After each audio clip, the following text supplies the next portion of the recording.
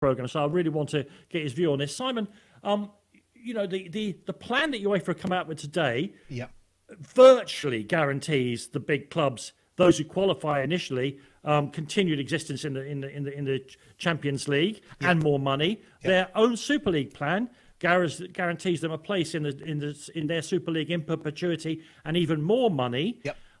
Is there anything that UEFA could do or could have done to satisfy these clubs, or was this always going to happen given the ownership structures that have, over the past 30 years, transformed the game in England and beyond? Yeah, Danny, it's a practical inevitability. I disagree with Martin's point earlier on about the origins and genesis of financial fair play.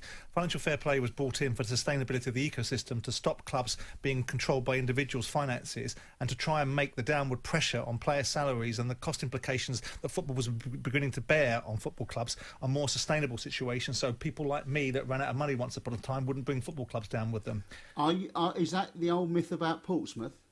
Because well, financial fair play predates Portsmouth's financial problems. Financial fair play predates Portsmouth's financial problems by 2 years, Simon. No, that is a big old lie, that one about Portsmouth. It's not the old myth about, and it was Leeds, and it's nothing to do with Portsmouth. It's not the old myth about Portsmouth. It's about the governance of the football pyramid, because we've got a situation that's been created by the fact that the only cost that can't be controlled at this moment in time, and even in this middle of this recession that we've got on football finances as a result of COVID-19, player salaries have gone up, right? And that's the only cost implication you can't remove. So the sustainability model was to try and make football clubs run like mature businesses and not run on the basis of huge losses. We'll agree to disagree on the reality of whether that's led to this particular scenario. Protectionism. It was always where we are now. Gary Neville uses terminology like imposters, right? Well, where did you think these people were coming from, and what was their motivation? Did you really think that Sheikh Mansour was looking forward to bowling around Moss Side? Or these other guys that own these football clubs were here because they happened to love the particular football club? Though they were here because there was an opportunity. The reason why the Americans bought into English football was because financial fair play gave it a landscape where there might just be some sustainability and some financial sense inside football. So the answer to your question, Danny, is it was an absolute inevitability, but the mechanism being deployed to achieve this is the issue that we're looking at. If you suggest to football fans, right, who cares for UEFA? When did UEFA and FIFA become the guiding lights of football? These are two corrupt, divisive organisations that did a deal a while ago where FIFA sanctioned UEFA to increase the Champions League, which, by the way, should be had up for trading standards because it doesn't feature. 90% of the clubs in it aren't actually champions. And when Liverpool won the European Cup in 1977, it was 9 games. It's moved to 13. It's now moved to 17. FIFA did a nice little deal with UEFA to allow them to expand the Champions League in exchange for them being able to do a FIFA World Cup competition. So it's all about money. And the greed side of things, I find it a difficult argument, right? Because when we're talking about greed, the only people inside football that appear to be able to take any money out of football are managers, players and agents. We've got a football pyramid at this moment in time with the top 12 clubs that are losing billions of pounds. Someone's got to fund it from somewhere. Now, this vehicle is an ugly, unedifying, mutated version of what is inevitably should and could be happening, which is a better monetisation of football, and it's how it's being done. The challenge is, if these 6 clubs are allowed to do what they want and to be able to be effectively the paymasters of football, and let's be clear, as much as we don't like it, and I've railed against this, the reasons why they've got these broadcast deals, the reasons why they've got this overseas money is because of the weight and power of the influence and reach of these 6 clubs and how it's been monetised. But that does not give them the entitlement to do what they're doing here. But how can the Premier League stop it? The problem is, Danny, I'm not sure they can. I don't think UEFA could stop these players from playing for their countries. I don't think legally they're going to be able to stop it.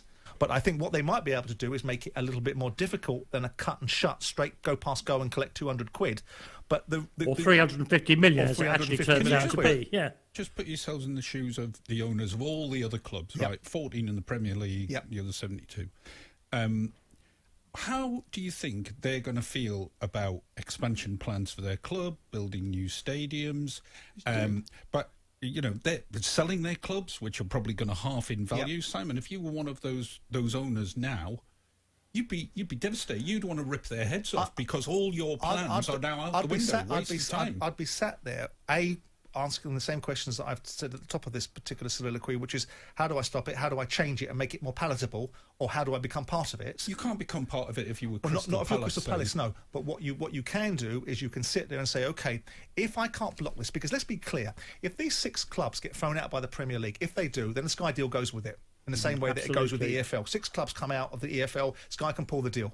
And they will pull the deal. Quite frankly, if Sky are so outraged by all this themselves, then they should actually be standing behind the deal if the Man Uniteds and Liverpools of the world come out because they want to support English football. They won't. They'll probably be chasing the broadcast opportunity that the ESL will bring.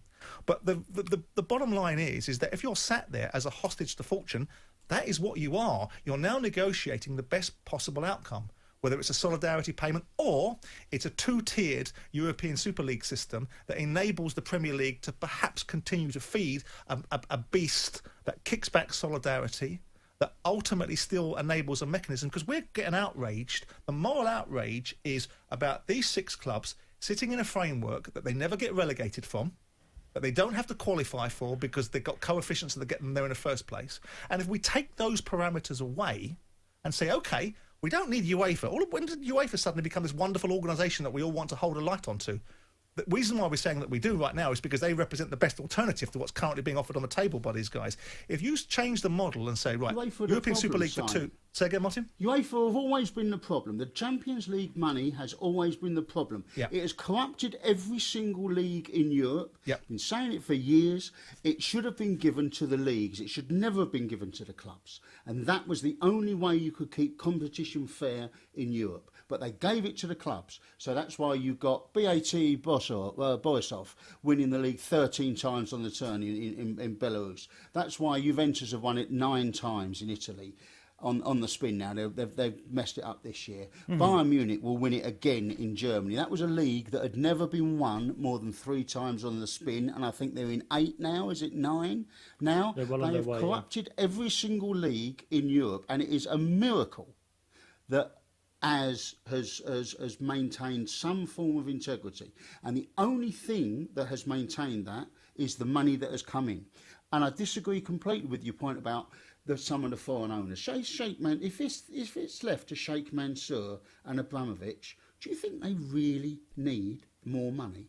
Oh, come on, that's Martin. Not their motivation. If you've got an asset that's worth $3 billion... That's not their motivation for owning a football club. Sheikh Mansour, Roman Abramovich would sell his grandmother for a few billion quid. He can't even come in the country. No. If you want to keep a few billion quid, don't own Chelsea. What is his motivation then? His motivation is ego and prestige and all of that sort of thing. Same as it is for Sheikh money, Mansour. Martin. Martin, you're not realising what this structure is going to bring, Martin. If this becomes a Netflix of football, Netflix's market cap is 250. Hang on, Martin. Netflix's market cap is 250 billion. This will be worth 100 billion. If Chelsea can suddenly go overnight from being 2 or 3 billion to 9 billion quid, you don't think Abramovich is going to do this? Grow up. Of course he's going to do it. I don't think he would have done it off his own back. No, he's done it as part of a structure. He's done it because the American venture capitalists have come in, and this is what they're about. He's done it because of Bruce Buck's influence. I don't think Bruce Buck has got the same mentality as John Henry, has got the same mentality as the Glazers, has got the same mentality as Kroenke. They see this sport as an opportunity to monetize it. They were leaders of it, Simon. No, they're not the leaders of it. Chelsea, but they also don't have to be followers of it, do they? Chelsea and Man City did not lead this. But they don't have to be followers either, do they? Chelsea and Man City have once again gone... Mate, who campaigned the loudest for the redistribution of the overseas money? Oh, totally. That's fair. Man City. And I totally agree. I don't totally agree. Totally agree with that. But they were not the leaders of this, Simon. I agree. They really weren't. I agree. It's the Glazers, it's Kroenke, and it's Henry. And it's Henry. Fenway, you're absolutely right. But they're willing followers now. They're willing followers. Mate, I'm not excusing them. Because if the bus is going to leave the station, they can't afford to miss that bus, can they? Let me just throw this in as well before we go to a quick break. We talk about UEFA being the saviours. FIFA are sitting there rubbing their hands. Trust me, they would love to emasculate UEFA by removing the Champions League, as we know it, from any importance. And the deal they will do...